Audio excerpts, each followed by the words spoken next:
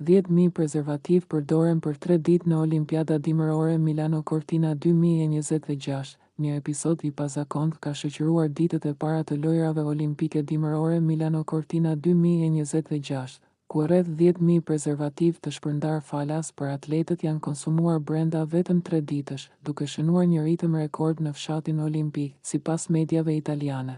Stoku i vendosur në dispozicion është shtëruar shumë më shpejt nga sa ishte parashikuar, çka ka detyruar organizatorët të nisin menjëherë procedurat për furnizim shtesë. Deri më tani nuk është bërë e ditur data e saktë e mbërritjes së stokut të ri, por zyrtarët kanë garantuar se situata do të zgjidhet pa ndikuar në mbarvajtjen e eventit. Shpërndarja e kontraceptivëve në fshatin olimpik është një traditë që daton që nga viti 1988 dhe synon promovimin e shëndetit seksual dhe ndërgjegjësimin për mbrojtjen ndaj sëmundjeve seksualisht të transmetueshme.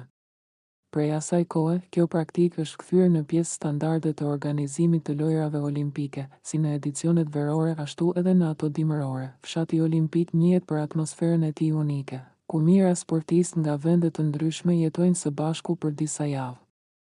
Përtej garave intensive në dëbor dhe akull, aty krijohen miqësi, shkëmbime kulturore dhe lidhje që shpesh mbeten gjatë në kujtesën e pjesëmarrësve. Për krahasim, gjatë lojrat olimpike Paris 2024 u shpërndan rreth 300.000 prezervativ për atletët, një shifër dukshëm më e lartë për shkak të numrit më të madh të pjesëmarrësve në edicionin veror. Ndërsa e vetmja herë që kjo traditë u ndërprej ishte në lojrat olimpike Tokyo 2020 për shkak të kufizimeve të rrepta të vendosura gjatë pandemisë COVID-19. Ndërkohë, në Milano Cortina 2026, lojrat po vijojnë normalisht me garat në disiplinat dimërore, ndërsa episodi i stokut të shtëruar ka tërhequr vëmendjen e mediave dhe rrjeteve sociale, duke rikthyer në fokus një anë më pak formale të olimpiadës, jetën sociale brenda fshatit olimpik.